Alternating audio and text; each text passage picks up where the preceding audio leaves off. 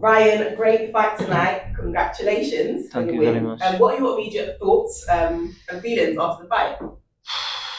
It's hard to describe. Like my last fight a year ago was for this belt and I lost.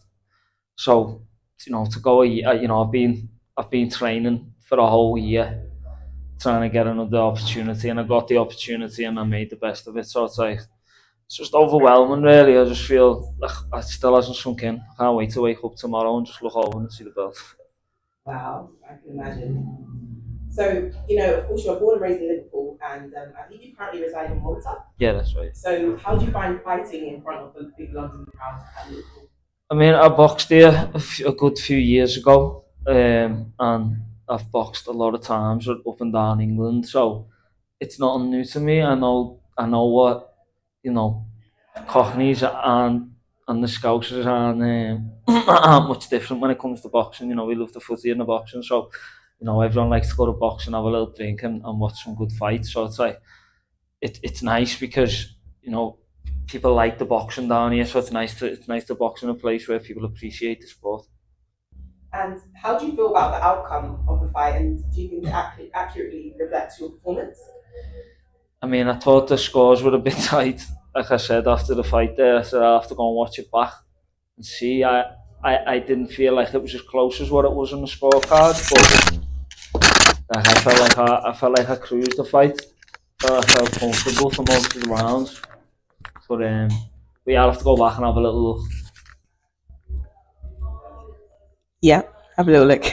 Okay, was there anything about your opponent, Kaisy Khademi, that stood out for you during the fight that you hadn't anticipated? Not really. I mean, you were prepared. To be honest, I thought he was going to come forward a little bit more. But right, when he was walking around, he was just circling around the ring a bit.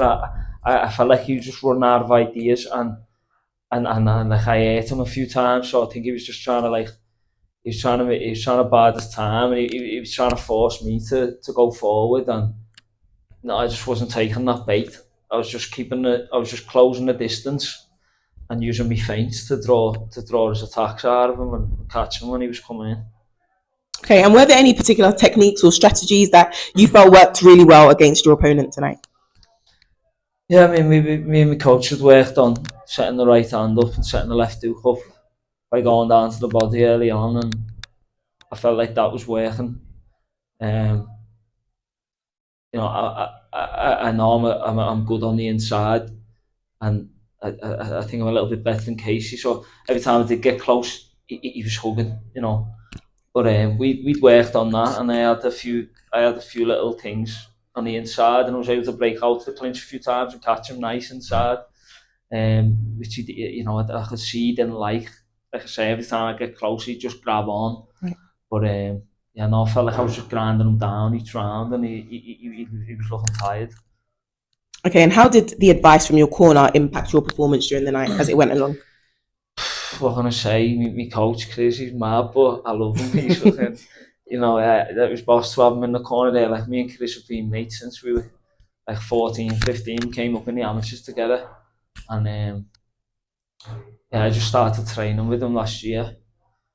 And that was special. That was a special experience for both of us to go and do that. And the advice he was giving me in the corner was critical, each round. It was giving me confidence every time I go back in. I'd have something in my mind to work on, and there was little things that he was telling me in between rounds, and I'd go out the next round, I'd do it, and it would work. So it's very satisfying knowing that you've got someone in your corner who's like a real sniper. He's watching everything. And it was a very intense fight throughout. So how do you handle the pressure and stress during the intense moments in the ring? I mean, I think the build up to the fight, so the training camp, like the plan, the game plan we had, I was able to go in there with a strategy and play it out from round one. And I think knowing that I had a solid game plan, and I had a fucking good coach in my corner watching, that just gave me the confidence to know that I could go in there and do it. It doesn't matter who's watching or who's there.